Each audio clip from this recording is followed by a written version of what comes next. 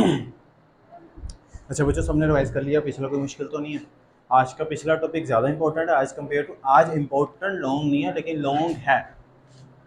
आ रही समझ? ये बहुत ज़्यादा इंपॉर्टेंट लॉन्ग नहीं है लेकिन लॉन्ग है, लेकिन आज के इसके कंसेप्ट बड़े मजे के हैं। आज के टॉपिक के जो कंसेप्ट होंगे वो थोड़े से टेस्टी टेस्टी हैं, आपको मज़ा भी आएगा। आइडिया 3 है 2 है? 2 इसका। और work done by a variable force. कल का टॉपिक अगर आप देखते हो तो कल के टॉपिक पे क्या था? Work done by a constant force. एक कांस्टेंट फोर्स के ऊपर लगाई गई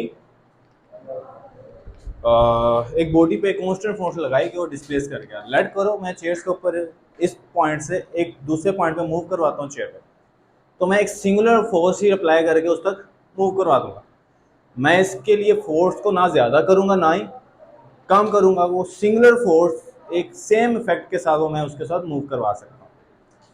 अब वेरिएबल फोर्स किसे कहते हैं? अगर फोर्स का magnitude very time to time change होता जाए। अब आप कहोगे सर ऐसा कैसे पॉसिबल है? लेकिन आपको पता है ऐसा पॉसिबल है। अगर हम time to time the magnitude of force यानी क्वांटिटी ऑफ फोर्स या वैल्यू ऑफ फोर्स इंक्रीज और डिक्रीज या चेंज कर दी जाए तो वो क्या कहलाती है? वेरिएबल फोर्स कहलाती है। और उसकी वजह से जो डिस्प्लेसमेंट होगा वो क्या कहलाएगा? Work done by a variable force. ये कंसेप्ट है। जिसको नहीं समझ आई बेटा वो रिपीट करते मुझे।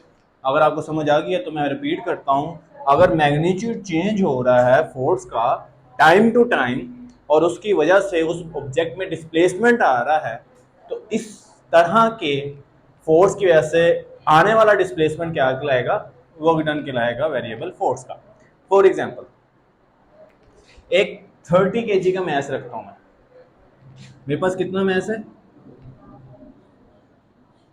30 kg का मैस। ठीक है, एक स्ट्रॉन्ग मैन ही इसे उठा सकता है। एक स्ट्रॉन्ग वुमेन शायद ना उठा सके, लेकिन आदमी इसे इजीली उठा सकता है। लड़कियां भी उठा ही लेंगी, लेकिन खैर अभी ये 30 kg का मैस है मेरे पास।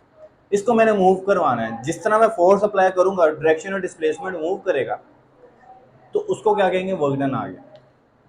अगर मैं कहूँ ये अर्थ सरफेस पे रखा हुआ है मैंने, ये किस पे रखा हुआ है? अर्थ सरफेस पे मैंने क्या इसे रखा हुआ। अब यहाँ पे एक छोटी सी स्लाइड है, फिर यहाँ पे स्ट्रेट है। अब लेट करो जिस फोर्स से मैं इसको इस पॉइंट तक लेके जाऊंगा, उसी फोर्स से कि मैं पॉइंट इस तक इसको कह देता हूँ ए पॉइंट, इसको कह देता हूँ बी पॉइंट, इसको कहता हूँ सी पॉइंट। क्या जिस फोर्स के साथ ए पॉइंट पे लेके जाऊंगा, क्या उसी फोर्स के साथ बी पॉइंट पे लेके जा सकता हूँ? क्या फोर्स ज्यादा करनी पड़ेगी कम करनी पड़ेगी? आ रही समझ? तो फोर्स में चेंज आ रहा, फोर्स का मैग्नीट्यूड चेंज हो रहा, displacement in direction of force मैंने यहां से लेके ए पॉइंट तक एफ ए लगाया और डिस्प्लेसमेंट डी ए हुआ। क्लियर? तो यहाँ पे क्या आ गया? Work done A is equal to F A और डी आ गया। इसी तरह जब ये ऑब्जेक्ट यहाँ पे पहुंचा इस तरह नजर आया, यहाँ पे अगर मैं फोर्स को ड्रॉप करता हूँ तो मेरा ऑब्जेक्ट कहीं नहीं जाएगा। यहाँ पे फोर्स को ड्रॉप करता हूँ तो मेरा ऑब्जेक्ट कहाँ जाएगा? तो रिवर्स में जाएगा, यानी मेरा वर्क डन क्या कर देगा? जीरो कर देगा। आ रही है समझ? तो यहाँ पे मुझे फोर्स होल्ड करने की भी फोर्स लगानी पड़ेगी और इसको मूव करवाने के लिए फोर्स, यानी मेरा मैग्नीट्यूड डबल नहीं ट्रिपल करना पड़ेगा इस स्लोप की वजह से। इस तरह के वर्क डन को क्या कहते हैं? Variable force. समझ आ गई है? ये मेरा समझाना था, लेकिन बुक क्या कहती है हम उसको समझ लेते हैं। अब बुक कभी भी आसान करके नहीं समझाती, आपको पता है। बुक कहती है बच्चे हैं तो अच्छे बच्चे हैं तो दो इनको, तो उनके कंसेप्ट दो हैं। चलो जी हम लेते हैं अच्छे से कंसेप्ट इसका एक दफ़ा फिर। वो कहती है हमारे पास स्प्रिंग सिस्टम जानते हो? Simple harmonic motion. कौन कौन जानता है? जानते हो? पक्का जानते हो? चलो जी जानते हो तो फिर एक्टिव रहो, फिर आपसे क्वेश्चन पूछो। मेरे पास बच्चों एक स्प्रिंग सिस्टम है, उसके पास मैस है, यहाँ पे इसका डिस्प्लेसमेंट क्या है? जीरो। फोर्स अप्लाई करता हूं, ठीक हो गया। जब मैं इस पर फोर्स अप्लाई करूंगा तो आप देखोगे मैस अपनी मीन पोजीशन से, ये इसकी क्या है, मीन पोजीशन, मैस अपनी मीन पोजीशन से डिस्टर्ब हो जाएगा। मैंने फोर्स लगाई, फोर्स लगा के डिस्प्लेसमेंट क्या हुआ, फोर्स की डायरेक्शन में हुआ, तो जो इसका डिस्प्लेसमेंट हुआ वो कितना हुआ, मैं अगर इसको मेंशन करूं तो डिस्प्लेसमेंट कितना हुआ मेरे पास, ये डिस्प्लेसमेंट हुआ। आ रही समझ, इतना ही डिस्प्लेसमेंट हुआ, जिस डायरेक्शन में फोर्स लगी उसी डायरेक्शन में डिस्प्लेसमेंट हो तो वर्क डन आ गया। क्लियर हो गया। अब नंबर 2 पे जब मैंने इस पर फोर्स अप्लाई की, इसमें डिस्प्लेसमेंट आया, आपको पता है स्प्रिंग कांस्टेंट के अंदर फोर्स डायरेक्टली प्रोपोर्शन है एक्स के। ये कौन सी फोर्स है, स्प्रिंग कांस्टेंट फोर्स, जिसे इलास्टिक एनर्जी भी बोलते हैं। तो यानी जितना डिस्प्लेसमेंट होगा उतनी उसके अंदर रिस्टोरिंग फोर्स आएगी। ये कौन सी फोर्स है, ये बुक समझाना चाहती है हमें कि डिस्प्लेसमेंट चेंज, फोर्स कैसे चेंज होती है। जितना इसमें डिस्प्लेसमेंट होगा उसमें उतनी ही रिस्टोरिंग फोर्स आएगी, जितना कम डिस्प्लेसमेंट होगा उसकी उतनी रिस्टोरिंग फोर्स कम होगी। ये आपकी बुक कहती है, देखो जितने फोर्स उतनी डिस्प्ले, जितना डिस्प्लेसमेंट उतना रिस्टोरिंग फोर्स।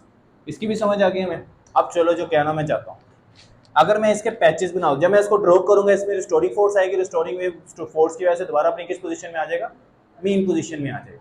ऐसी है, after the removal of the force, external force, they exist in the restoring force and they will again in mean position। Clear. चलो जी, अब मैं इसको समझाने की जो कोशिश करता हूँ, मेरा ऑब्जेक्ट था यहाँ पे, क्लियर हो गया। ये ऑब्जेक्ट कहाँ से गया उठ के, मैं इस ऑब्जेक्ट को टेम्परेरी मेंशन करता हूँ, क्लियर। यहाँ से लेके यहाँ तक लेट कर लो, इसके पास कुछ फोर्स मैंने जो लगाई थी एक्सटर्नल, वो थी 5 न्यूटन यहाँ तक आने के लिए। अगर इस सब्जेक्ट को ए से बी तक आने के लिए,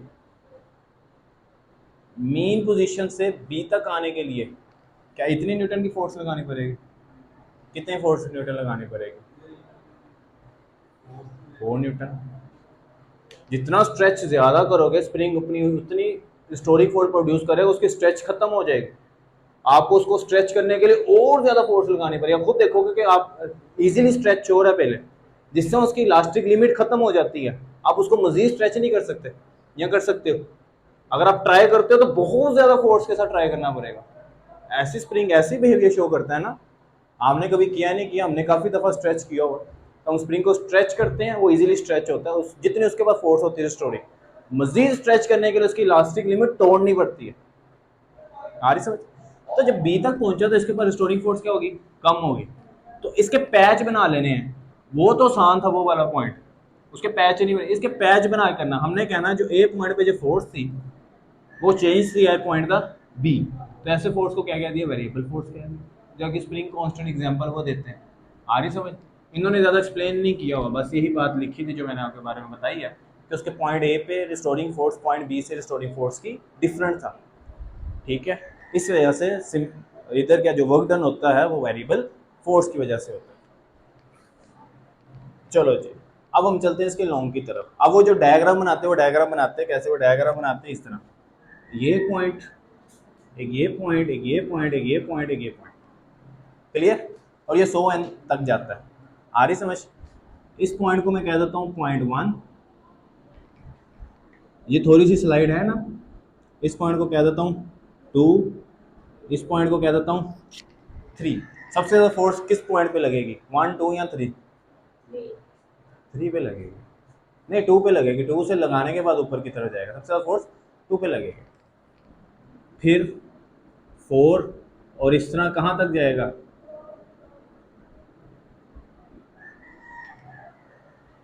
ठीक है। तो यहाँ पे हर पॉइंट पे डिफरेंट फोर्स रिप्रेजेंट होगी। आ रही है समझ। ये आपकी बुक की डायग्राम है जो एक्सप्लेन करने लगा।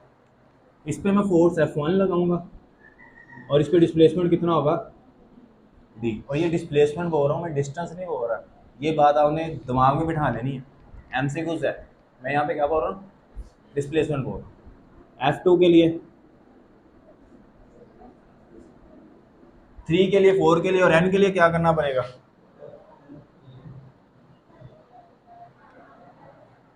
W1 पे वर्क डन कितना होगा? शाबाश। F1 साथ कोस थीटा लगा दूं, लेंथी करने की जरूरत नहीं है, ये लॉन्ग में आपको करा रहा हूँ, इतना ही लॉन्ग है, इससे ज़्यादा लॉन्ग नहीं आऊँगा। W2 आपको क्या ये नहीं पता कि थीटा भी चेंज हो रहा है, एंगल भी? दीवानी आएगा, मेरे से गलती होगी, माफ़ी। बाकी सारे सो रहे थे, मैं आपको भी तो चेक करता हूँ। ये आपकी नींद बताती है कि कौन सा बच्चा एक्टिव है, कौन सा बच्चा एक्टिव नहीं, क्यों भी ये सबसे करीब बैठी है। चलो जी, कहाँ तक जाना मैंने?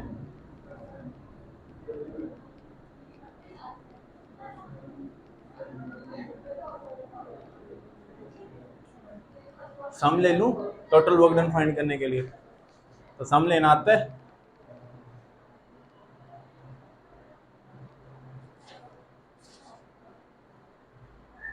W2 तक ही चले ना, ज़्यादा आपकी मर्जी, जितना मर्जी ले लो, इससे कोई फर्क नहीं पड़ता। क्लियर समझ आ रहा है क्या समझा रहा हूँ? पता नहीं क्यों मेरे बच्चे सोए सोए नज़र आते हैं, मुझे भी एक दिन नींद आ गई ना, जिम्मेदार आप हो गए। यहाँ समझाने का मेरा मेथड ही बहुत बोरिंग है ना? इस्मान कहती जी, कोई बात, कभी तो मैं सीख जाऊंगा पढ़ाना भी। क्लियर हो गया? ये तक, ये क्या सारे समीशन है, तो इनको मैथ की फॉर्म में समीशन फॉर्म कहा जाता है। कभी आपने 8वीं पढ़ी हो? नहीं पढ़ी होगी, मैं आपको बताता हूँ। इनको क्या फॉर्म कहा जाता है? Summation form. उसको लिखने का एक तरीका होता है, जो आपकी बुक लिखती है, वो कहते हैं समीशन। मेरी टर्म्स कहाँ से स्टार्ट हो रही है? 1 से स्टार्ट हो रही है, कहाँ तक जा रही है? मेरे पास जो है 1 से स्टार्ट हो रही है और जा कहाँ तक रही है? N 1 से स्टार्ट हो रही है और जा कहाँ तक रही है? nth term. इधर आई किसको रिप्रेजेंट करेगा? nth टर्म को। 1 से स्टार्ट हो रही है, अगर n की वैल्यू 1 है तो कहाँ तक जा रही है? nth टर्म तक जा रही है। ठीक है, ये समीशन फॉर्म को लिखने का एक तरीका होता है। यहाँ i इज 1 कह के n तक ले जाओ, या n इज 1 कह के i तक ले जाओ, ये दोनों nth टर्म को ही रिप्रेजेंट करते हैं। क्योंकि एक टर्म्स को मैं रिप्रेजेंट कर चुका हूँ 1 के साथ, तो दूसरे को उसको डिफरेंट वेरिएबल के साथ रिप्रेजेंट करना पड़ता है। तो यहाँ पे क्या आएगा? f, क्योंकि nth टर्म तक जा रही है, i nth टर्म को रिप्रेजेंट कर रहा है, तो यहाँ पे क्या आएगा? i। आ रही समझ? अगर यहाँ मैं n से रिप्रेजेंट करता तो हमें पता चल जाता सिर्फ f1 है, क्योंकि n को नंबर, यहाँ पे i की वैल्यू तो नहीं ना पुट कर सकता, तो i की वैल्यू क्या है यहाँ पे? कोई nth टर्म में कोई भी वैल्यू है। तो ये बेटा आपका आज का लॉन्ग था, छोटा सा लॉन्ग था, नॉन इम्पोर्टेंट लॉन्ग था, लेकिन कंसेप्ट इससे ज़्यादा इसका नहीं है। अब मज़े की बात है, जिसका कंसेप्ट है वो पीछे वाला चैप्टर था। किसी को ये पता हो, अगर कोई बता सकता हो, जिससे पूछूं से वही आंसर देगा। वेलोसिटी टाइम ग्राफ की स्लोप हमें क्या देती है?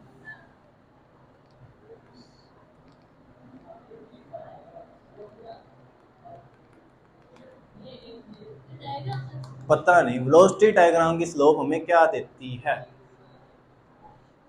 इश्मान के जहन में आम भी गया, चलो बताओ जी। नहीं आया? सोच रहे इतना, आपके जहन में आ गया होगा।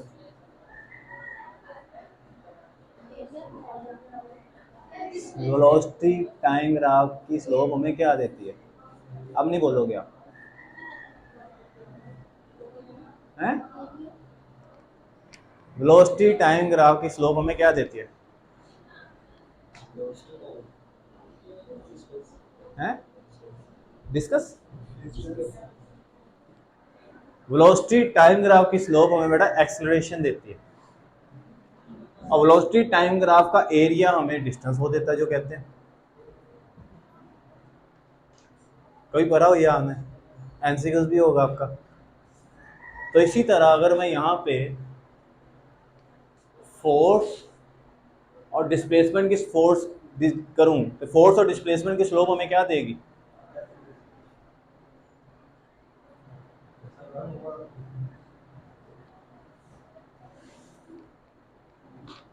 वेलोसिटी टाइम ग्राफ की स्लोप हमें क्या देती है? एक्सेलरेशन। डिस्प्लेसमेंट टाइम ग्राफ की स्लोप हमें क्या देगी?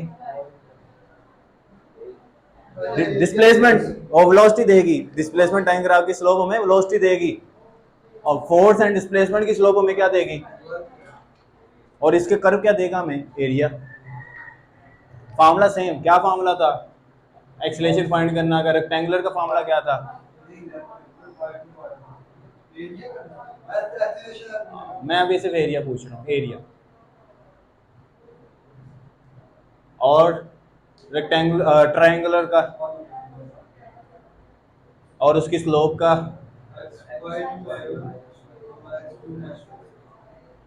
क्लियर? अगर आपने पिछले लेक्चर मेरा सही से लिया होता तो आई होप, मैं क्या कर रहा हूँ समझाने में मुझसे गलती हो रही है, आपको आता है सारा, मैं कभी कामयाब हो ही जाऊंगा। और याद रखो ये सब्जेक्ट बेटा आपने खुद डिसाइड किए, मैंने आपके नहीं आया घर कहने के आपने ये सब्जेक्ट रखो। अगर आपने डिसाइड किए तो थोड़ा सा सीरियस आपको भी होना पड़ेगा। आ रही है समझ? ये मैंने नहीं कहा, ये जिद आप लोगों की है कि हमने ये पढ़ना है। मैंने कोई कहा? कोई मुझे कहता सर FIT कर लो, मैंने कहा कर लो। आपकी डिसीजन है जो आपने लेना है। हमने सिर्फ आपको अच्छे से डिलीवर, अगर हम अच्छे से डिलीवर नहीं कर पा रहे तो ये फिर कसूर हमारा है। अगर हम अच्छे से डिलीवर कर पा रहे हैं और आप नॉन सीरियस हो तो उस डिलीवरी का भी कोई फायदा नहीं। तो इसी तरह बेटा ये सारा कुछ सेम अप्लाई होगा वर्ड ग्राफ के अंदर भी। आ रही समझ? वर्ड ग्राफ के अंदर भी सारा कुछ सेम बातें इसके अंदर भी अप्लाई हो जाएगी। इसका कर्व हमें एरिया देगा, इसकी स्लोप हमें वर्क देन देगा, और सेम फाइंड करने का ये भी फार्मूला उसी तरह है जिसमें वर्क डन फॉर एरिया के लिए और रेक्टेंगुलर एरिया के लिए लेंथ मल्टीप्लाई विड्थ, और ट्रायंगुलर के लिए 1/2 लेंथ मल्टीप्लाई विड्थ, और इसकी स्लोप के लिए क्लियर। और ये इंपॉर्टेंट दो न्यूमेरिकल है जो आज एक करना है, और इसी तरह थर्ड चैप्टर में भी इंपॉर्टेंट न्यूमेरिकल। ये इतने न्यूमेरिकल एक ही बात पे दे रहे हैं, ये याद रखो ये दे रहे हैं, ठीक है? आपको एक ही चीज़ बार बार समझाने का मकसद क्या है कि कभी भी भूलो नहीं। यहाँ तक समझ आ गई? आगे चलें? चलो, ये बातें आज के टॉपिक में नहीं थी। देखिए बातें आपकी बुक में नहीं लिखी, आपके न्यूमेरिकल में दी हुई, तो लेकिन हमें पहले ही पता होता, आगे आप न्यूमेरिकल खुद ही कर लो। जिसमें भी एक न्यूमेरिकल है मेरे पास आपके लिए, प्यारा प्यारा सा। अब देखो यहाँ पे अगर मैं ग्राफ बनाना चाहूँ, शॉर्ट के लिए गया यहाँ, इसका अगर मैं ग्राफ बनाना चाहूँ, ये बातें तो आप लिख लोगे। अब यहाँ पे अगर मैं इसका ग्राफ बनाना चाहूँ तो क्या यहाँ से लेके यहाँ तक फोर्स कांस्टेंट थी, मैंने फोर्स लगाई कांस्टेंट फोर्स, सेम मैग्नीट्यूड पे फोर्स, यहाँ से लेके चेंज इंक्रीज की, यहाँ पे फिर कांस्टेंट होगी, यहाँ पे फिर इंक्रीज की, और सम टाइम डिक्रीज भी की यहाँ पे, क्योंकि कर्व थोड़ी सी स्लोप से हट गई थी। क्लियर? तो इसका ग्राफ देखो कैसे बनेगा। यहाँ पे मैं बनाने की कोशिश करता हूँ। पहले फोर्स क्या थी? कांस्टेंट, फिर क्या आ गई? इंक्रीज, फिर क्या थी? कांस्टेंट, फिर डिक्रीज, फिर इंक्रीज, और ये बना ऐसे एज इट इज, ऐसे जैसे ऐसे बनाना ऐसे बना दो, आपकी मर्जी है। क्योंकि आपने वो मेंशन किया है तो हमने कांस्टेंट नहीं बनाना, हमने ऐसे बना देना। क्लियर हो गया? अब यहाँ पे देखो, यहाँ पे अगर मैं कर्व बनाता हूँ, यहाँ पे कर्व बनाता हूँ, यहाँ पे बनाता हूँ, और यहाँ पे बनाता हूँ, और यहाँ पे मैं अगर फोर्स की वैल्यू देता हूँ 5, 10, 15, 20, तो आप देखोगे इस पॉइंट पे फोर्स कितने न्यूटन थी? इस पॉइंट पे फोर्स कितनी न्यूटन थी? इस पॉइंट पे फोर्स, और ये कोई 12 कह लो 13 कह लो, और इस पॉइंट पे 20, यानी हर पॉइंट पे एक ही ग्राफ का हर पॉइंट पे मैग्नीट्यूड क्या था? चेंज था। ये आपका शॉर्ट था, ठीक है? तो आज बातें मैंने आपको कहा कि आज हमारे इस टॉपिक से हटके हैं जो शॉर्ट क्वेश्चन और हमारे लिए न्यूमेरिकल्स के लिए इंपॉर्टेंट है। चलो एक और बात मैं आपके साथ लेके चलता हूँ, एक आपको चीज़ देता हूँ, ठीक है? निकाल लो कॉपी, ग्राफ हमने सीखा है तो ग्राफ को अप्लाई करते हैं। निकाल लो रफ चीज़ एक। चलो जी बेटा, ये हमने मुझे work done by area find करके, वर्क डन बाय स्लोप नहीं, work done by area find करके बताना है मुझे।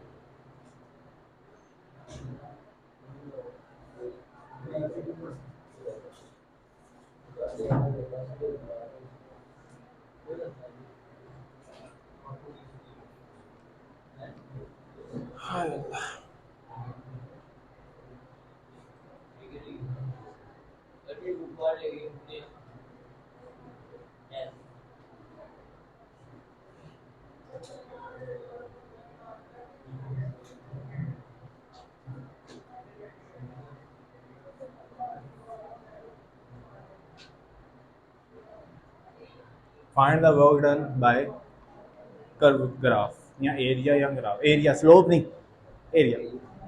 ठीक है, स्लोप के लिए भी दूंगा आपको, ये फाइंड करो। हाँ बेटा भाग के जाओ, दौड़ के आओ, जल्दी जाओ जल्दी आओ।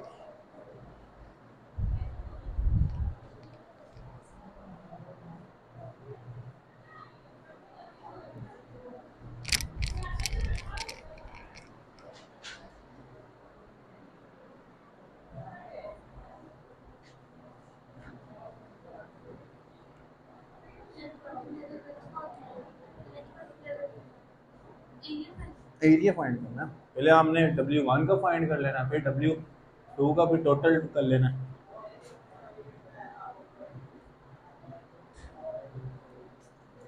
आता है ना W1 W2 अलग अलग, इनके दो डिफरेंट है, तो फिर टोटल। मेरे प्यारे बच्चों, कोई नहीं, रखो रखो, आपके सर भी थक जाते हैं ना, तो मैं लिख दूँ आपको, इतनी दूर से नजर नहीं आ रहा।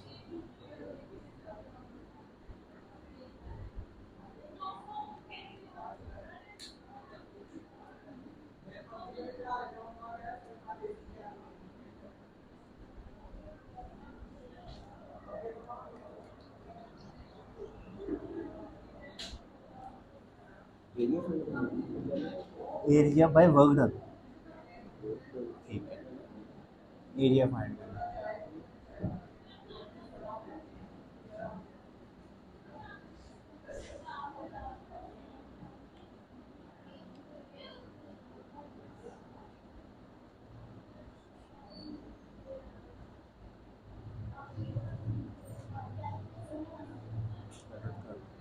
साथ वेरिएबल क्यों नहीं यूज़ कर रहा, इसके साथ भी वेरिएबल नहीं यूज़ कर रहा, जब जो चीज़ दी हुई और ये W1 फाइंड कर रहे हो।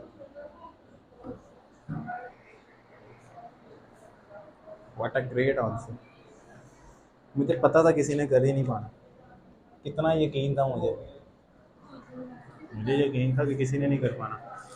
ओ ओ बड़ा बदतमीज है तू।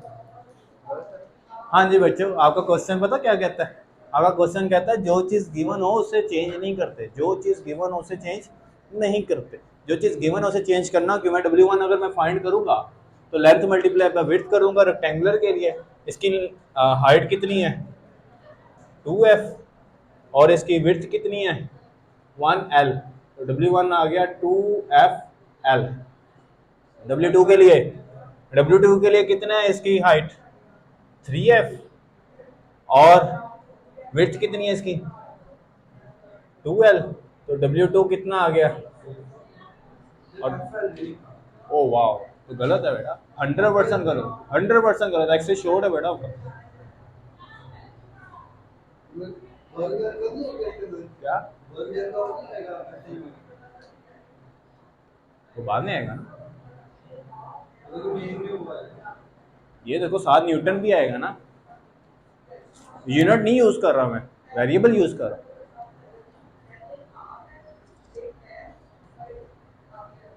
बेशक बुक ओपन करके क्वेश्चन नंबर ये 2 या 3 होगा, ग्राफ भी आपने खुद बनाना है वहां पे, आई समझ? यहाँ तो ग्राफ मैंने बना के दे दिया, वहां भी ग्राफ खुद बनाने हैं।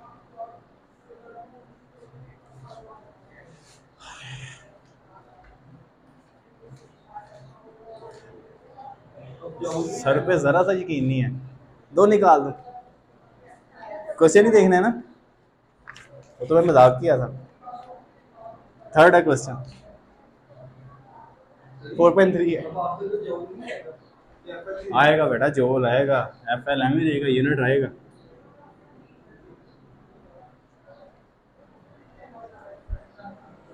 है यही क्वेश्चन है 1l 2l, और आंसर भी यही आया हमारा, नहीं आंसर तो नहीं देते।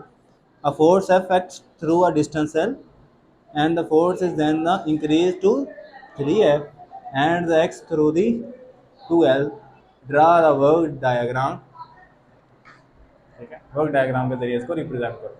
चलो जी बेटा, किसको अभी तक नहीं समझ आई, आज के टॉपिक की किसको नहीं समझ आई, क्लियर है? आगे चलें अब,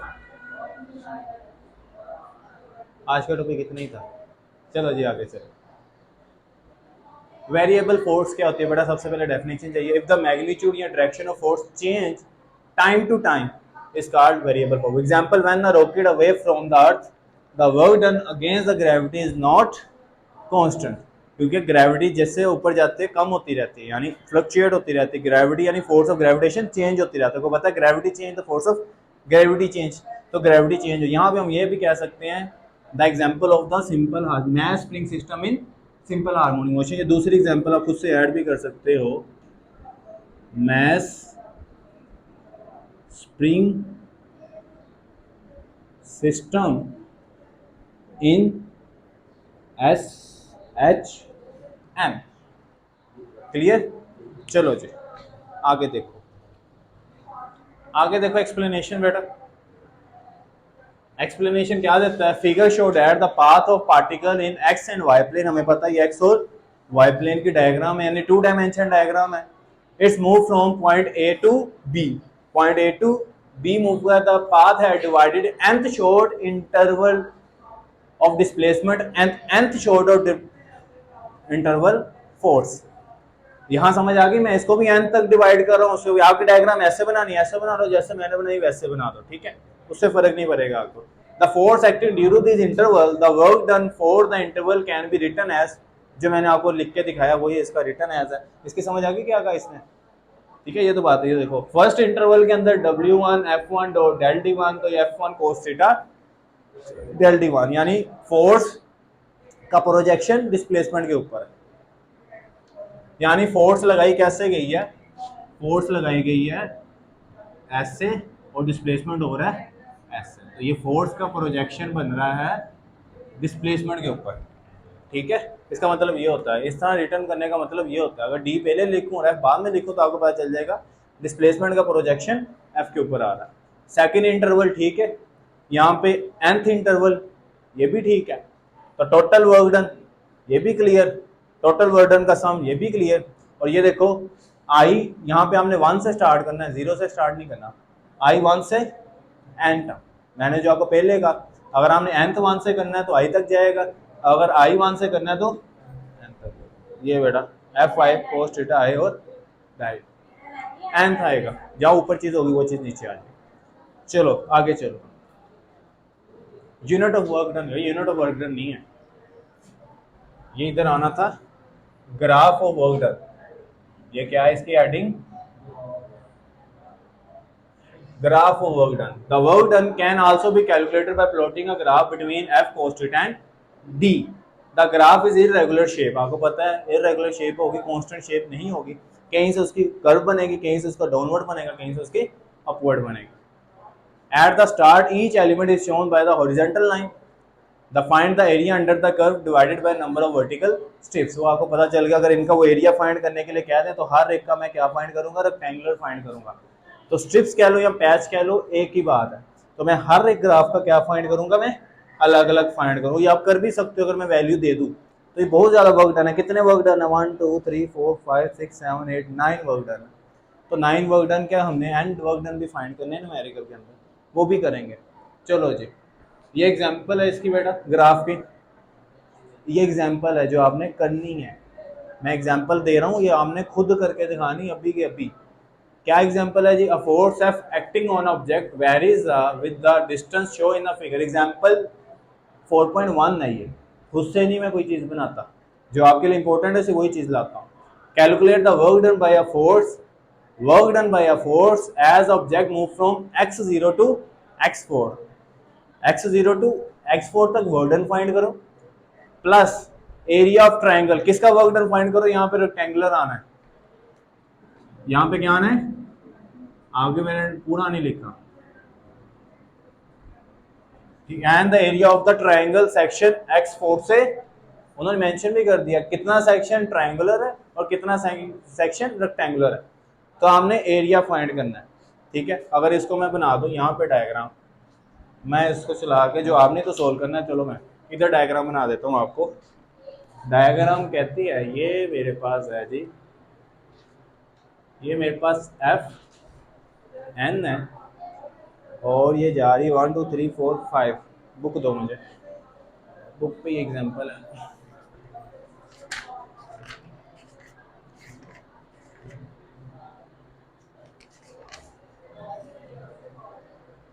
5 तक जा रही है। 1 2 3 4 5।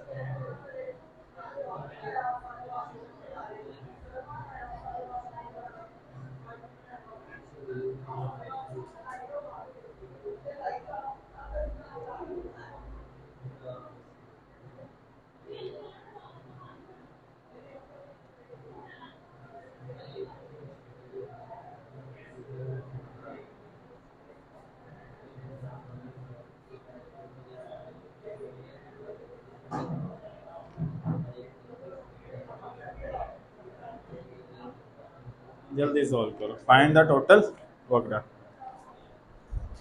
कर भी लो फारिग बैठे हुए। जी हाँ, में आता नहीं है, मेरे बच्चे को आता नहीं है ये। हैं? नहीं आता तो करो फिर।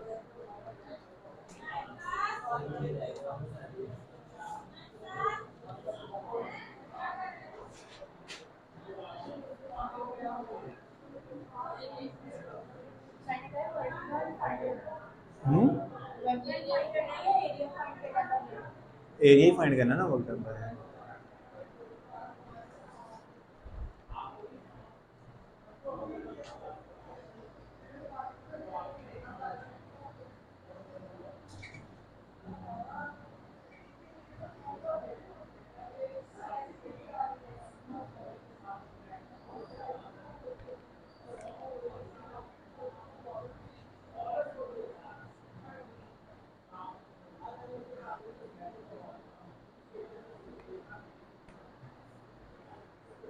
होगी फाइंड। बड़ी स्पीड है तुम्हारी। कुछ नहीं है तो कुछ नहीं करना। कहाँ लिखा है? वो तो साइड पे लिखा है, इनके साथ वेरिएबल थोड़ी लिखा है।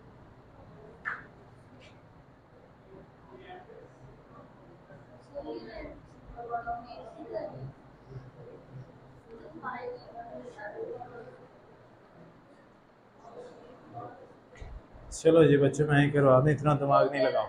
नहीं यहाँ पे नहीं पूछा क्यों। चलो कर। बेटा 2 मिनट रुक गया।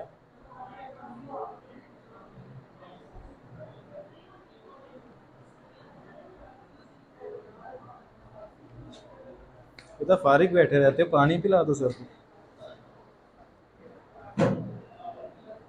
टेस्ट कैसा हुआ आज का? कल उर्दू का टेस्ट है। क्यों? 30 नंबर का टेस्ट है, फिर ज़्यादा को देना। क्यों? साथ वेरिएबल दिया कोई मैंने? नहीं दिया हुआ, वेरिएबल नहीं दिया हुआ, तो वैसे बताया कि वो स्लोप एफ को रिप्रेजेंट करिए और एक एक्स को मीटर स्लोप रिप्रेजेंट करिए। चलो मैं फिर भी समझाता हूँ, देखता आगे आंसर आता है। चलो जी बच्चों, इतना टाइम तो नहीं लो। चलो देख लेते हैं आंसर आता है। अगर होते ही ना उनको आया तो यहाँ पे आ जाने थे, अच्छा सा स्लैब आ जाना था। वर्डन का यूनिट क्या होता है? तूने उसकी चीटिंग की। वर्डन का यूनिट क्या होता है? तो फिर हाँ, तो कहाँ न्यूटन मीटर है?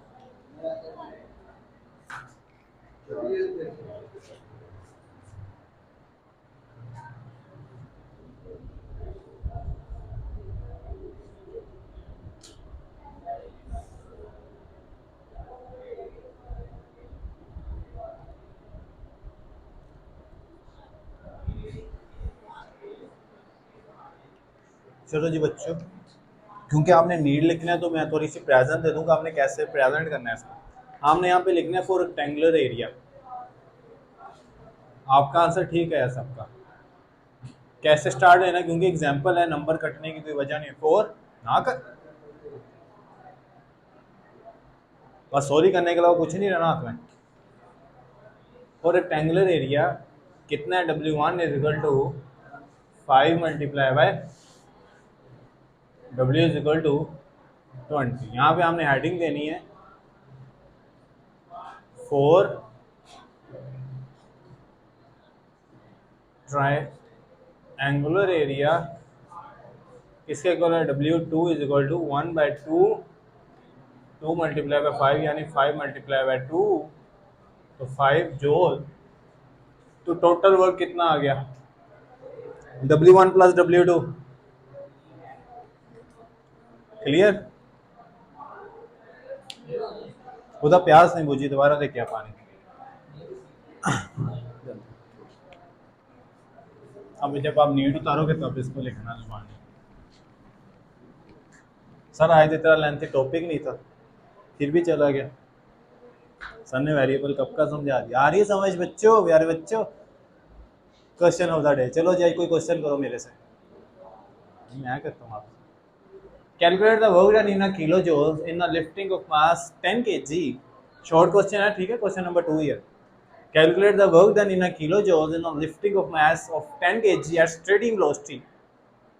स्टेडी वेलोसिटी को पता है? नहीं पता, अभी तक नहीं पता। कांस्टेंट वेलोसिटी को पता। Through vertical height of 10 metre, यानी एक ऑब्जेक्ट को मैं नीचे से उठा रहा हूँ, नीचे से उठा के क्या लेके आ रहा हूँ? ऊपर लेके आ रहा हूँ, वो 10 मीटर ऊपर लेके आता हूँ, और मैथ कितना उसका? वर्क डन फाइंड कर लो। फॉर्मूला जी W is equal to mgh।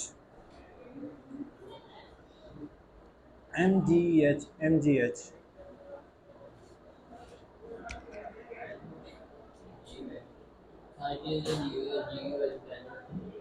देखा है, आइकॉन का बच्चा बता रहा है, शर्म करो आप लोग।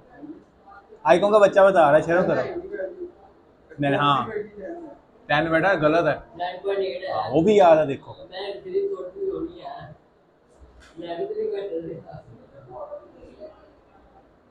शर्म करो बच्चों।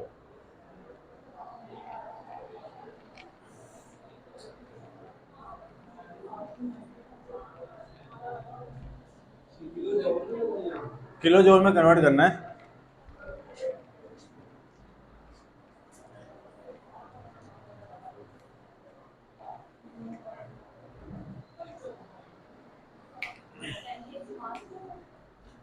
मैं नहीं बताना तो फायदा आपको, बताते नहीं। अगर मैं नहीं बताना तो फायदा।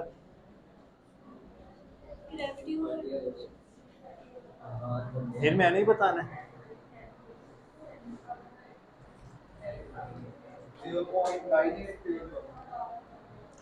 तू बेवकूफ़ है, जान के करता है। मुझे खामोशी से नहीं बता सकता, करके बता दे। मुझे क्या पता, मैंने कौन सा रट्टे हुए हैं।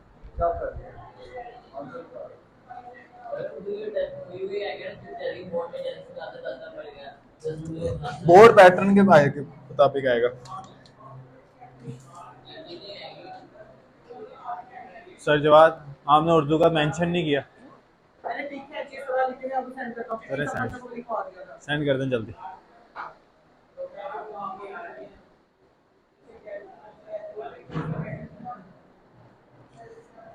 प्यारे बच्चे, इतने सुस्त मेरे बच्चे। पहले स्टार्ट हम हो गया।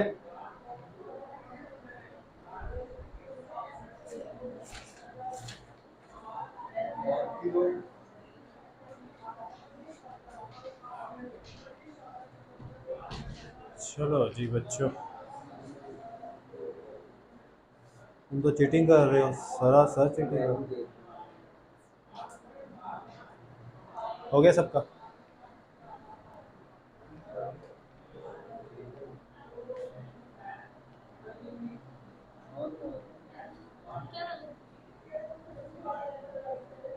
तुम इसका चेक करवा रही थी, खुद क्यों नहीं किया? आपका क्या आया?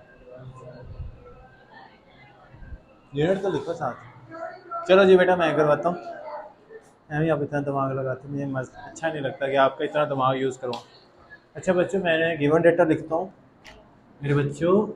अब ये देखो, मैथ कितना है, हाइट कितनी है, ग्रेविटी कितनी लगा रहा हूँ ऊपर जाने के लिए, फाइंड क्या करना है, फॉर्मूला क्या लगा रहा हूँ, mgh। W is equal to m कितना है, 9 पॉइंट और 10।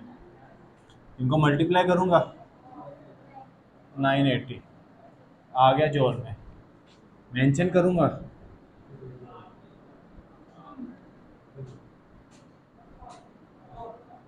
तो क्या हो जाएगा, किलो जूल में जाने के लिए इसको डिवाइड भी करना पड़ेगा 10 की रेज़ पावर 3 में, और मल्टीप्लाई भी करना पड़ेगा 10 की रेज़ पावर 3 के साथ। सिर्फ डिवाइड नहीं करना पड़ेगा, साथ मुझे मल्टीप्लाई भी करना पड़ेगा 10 की रेज़ की 3 के पास।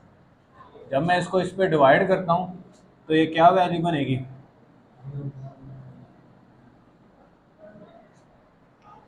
ठीक है, और साथ ये 10 की रेज़ पावर किस में चला जाएगा। अब छोटे बच्चे थोड़ी हो, छोटे बच्चे नहीं, उन्हें एक्सेप्ट नहीं करना बेटा, आपसे डिवाइड कर रहे थे, आ रही समझ। आप सब जो चीज़ डिवाइड करनी है वो चीज़ तो मल्टीप्लाई भी तो करनी है ना। उसके बाद उसका प्रीफिक्स ले लो, ये प्रीफिक्स ले लिया ना मैंने, उसके बाद प्रीफिक्स ले लो, आई समझ, अब जाके आई। चलो जी बच्चे, प्यारे बच्चे आगे चले, क्या सर बोर कर दिया इतनी देर का लेक्चर, चलो खैर आगे चले। ओए वाओ, मेरा फेवरेट पार्ट, इसे टेप लगाओ भाई वरना सर ने आपका फेवरेट पार्ट। चलो जी, जिससे पूछिए हमसे कि वो आंसर देगा। खुदा नहीं, होता नहीं, उधर से स्टार्ट हो, जिससे पूछो से वही आंसर देगा। Work perform on object depend upon, शाबाश, वो कहती है सी ऑप्शन। अब देखो वर्क डन किस किस पे डिपेंड करते हैं, हमने शायद टॉपिक नहीं पढ़ना, तो शायद मेरी गलती है कि आपको एक बात की मैंने कहा वर्क डन डिपेंड करता है फोर्स पे, वर्क डन डिपेंड करता है डिस्प्लेसमेंट पे, वर्क डन डिपेंड करता है ओरिएंटेशन पे। वर्क डन अप्लाई करता है फोर्स पे, वर्क डन डिपेंड करता है एंगल पे, वर्क डन डिपेंड करता है डिस्प्लेसमेंट पे, और वर्क डन डिपेंड करता है जीरो नंबर पे, जो आपकी एक बच्ची ने ले लिए हैं। अब क्या ले लिए जीरो आगे, थोड़ा दिमाग लगाओ, थोड़ा सा सोचो चश्मान। यस, दो जवाब, कोई भी हेल्प नहीं करेगा, हेल्प करने वाला चोर, और चोर के जुर्माना हाथ कट जाएंगे उसके। आपका लिप्स हिलते नजर नहीं ना आते, से साउंड आएगा।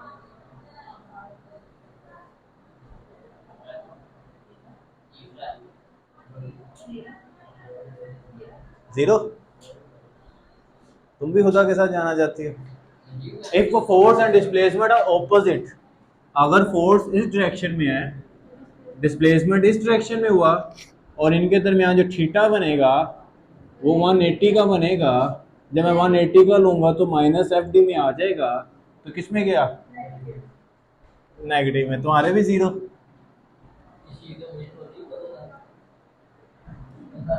तो मैं बताऊं क्या होता है, तू बताऊं थोड़ी था, तू रुक जाता, बताऊं, ये तो इतना आसान आ गया। चलो बता दो, कह रहा आपके नसीब, नसीब तो उसके भी अच्छे थे, गलत दे दिया, आपके भी अच्छे थे, अभी तो मुश्किल आगे जाने हैं।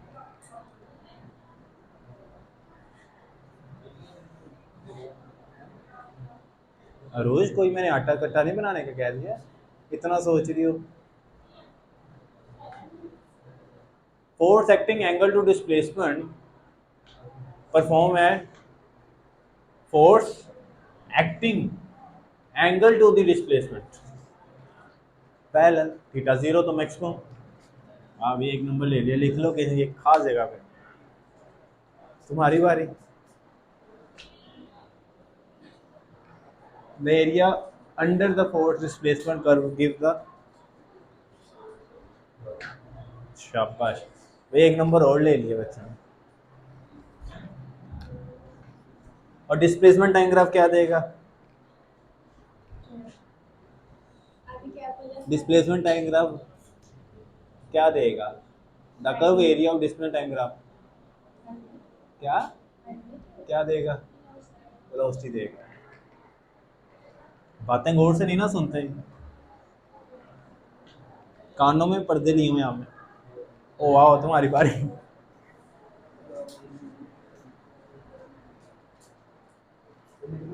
हाँ लिख लो, एंजॉय करो सारे हिस्से में जो आया।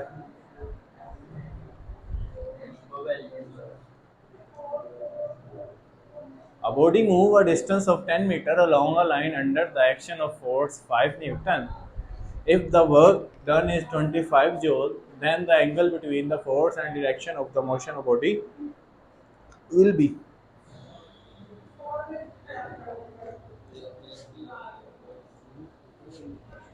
ये सारे एमसीक्यूज बेटा पास पेपर के है, मैंने खुद से अभी तक कोई नहीं बनाया, खुद से मैं 30 जब एमसीक्यूज बनाऊंगा तब सारे कन्वर्ट करूंगा।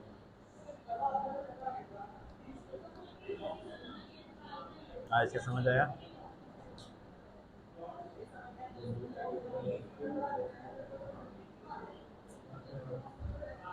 इतना टाइम कभी खाने में लगाने पे भी लगाया? इतना आसान है बेटा, डिस्टेंस गिवन है, फोर्स गिवन है, वर्क डन गिवन है, थीटा फाइंड कर लो। तो थीटा इज इक्वल टू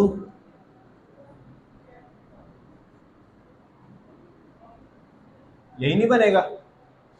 या जल्दी में बना दिया, अगर मैं सही बनाना चाहूं तो क्या बनेगा बताओ? W is equal to F इधर है, क्या हो जाएंगे, और थीटा क्या बनेगा? आंसर निकाल लो, W की जगह W की वैल्यू पुट कर लो। W की वैल्यू क्या है? फोर्स की वैल्यू क्या है? हैं? B है, 60 है या पक्का? मैं भी चेक कर लेता हूँ। 5 5 हाँ जी, theta is equal to 60 degree. तो ये मुश्तबा भी नंबर गवा गया, सिर्फ अभी 2 बच्चों के नंबर है, क्या पता आपके पास चांस है अभी और। रुके रहो, सब्र करो, हमारे पास चांस है अभी, आपको भी एक नंबर मिलने का चांस है। चलो जी ले लो नंबर।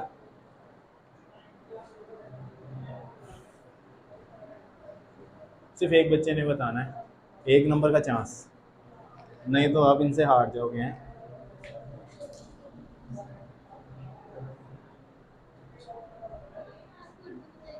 इसकी उर्दू है work done bye complete cycle. इसकी उर्दू क्या है? इससे ज़्यादा मुश्किल है ये। इसकी उर्दू क्या है? Work done is complete cycle. Work done क्या है इसमें उर्दू में क्या होगा? यार इंग्लिश में होके उर्दू पूछ रहे, चश्मा देख लो वाले ने। आप उर्दू में होके इंग्लिश पूछती हो।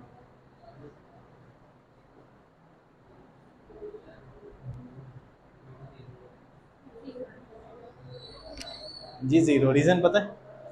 तुक्का। चलो एक नंबर लेके, कभी कभी तुक्के भी नंबर। अच्छा, work done bye complete cycle, work done के अंदर दो चीजें हैं, एक तो फोर्स है, एक डिस्प्लेसमेंट है। डिस्प्लेसमेंट की एक बड़ी मजे की बात है, अगर मैं पॉइंट ओ से निकलूं ए की तरफ, और ये होता है 5 मीटर, और जब ये रिवर्स आता है ए से ओ की तरफ तो ये होता है -5 मीटर, तो टोटल डिस्प्लेसमेंट कितना शो होता है? 0। तो अब साइकिल की अगर मैं बात करता हूँ, यहाँ पे देखो, अगर वर्क डन यहाँ से स्टार्ट होता है तो इसका पूरा साइकिल कब होगा? जब वो दोबारा उसी पॉइंट पे आएगा, एक साइकिल होगा। तो यानी अगर ओ से ए की तरफ, ए से बी की तरफ जाएगा, बी से बी की तरफ सी की तरफ जाएगा, और सी से डी की तरफ, डी से ए की तरफ जाएगा, तो टोटल डिस्प्लेसमेंट क्या हो जाएगा? 0, क्योंकि ए और बी सेम है, इससे ये कट जाएगा इससे, क्योंकि इस डायरेक्शन में और ये इस डायरेक्शन में, इसी तरह ये कटेगा इसके साथ, और क्या बनेगा? ये कंप्लीट साइकिल के अंदर वर्क डन क्या होता है? 0 होता है। यहाँ ऑप्शन कोई और होता है, वहां कोई और होता है, तो पता चलता है। ऐसे भी है एमसीक्यू। चलो जी, चश्मान उसने भी ले लिया एक नंबर, 2 बच्चे रह गए एक नंबर के लिए। If force F is equal to 4i minus 2 and displacement in D is equal to 3i plus 4, the work done will be। आपके पास भी चांस है।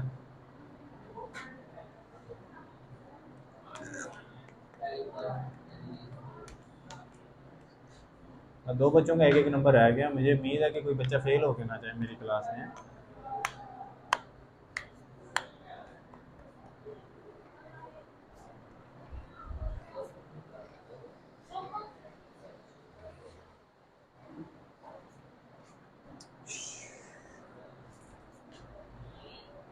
लिख दो कहीं खुफिया जगह पे, लिख दो, मैं बाद में चेक करता हूँ।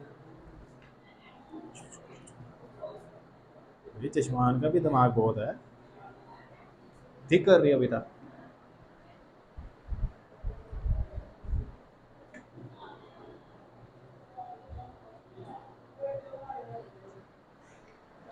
मुश्तबा हुदा पे गया है,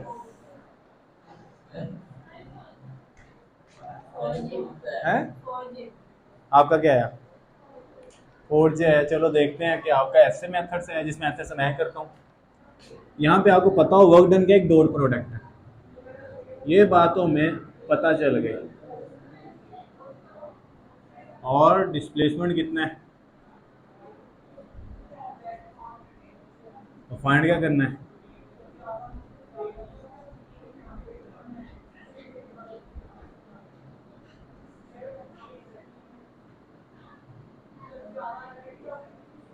आई से मल्टीप्लाई होगा तो 4 3 था क्या, जे से मल्टीप्लाई होगा तो क्या आएगा, तो क्या है आपको डॉट प्रोडक्ट का ये था, क्रॉस का चेंज है। चलो जी, आप ही मुश्तबा रह गया, सीधा गलत आया था, वो तो उसका आंसर था ना, उसने दे दिया, इतना जे जूते नहीं था। करता हूँ, तू फेल, कोई बात नहीं बेटा, आप फेल हो गए, बी पेशेंस।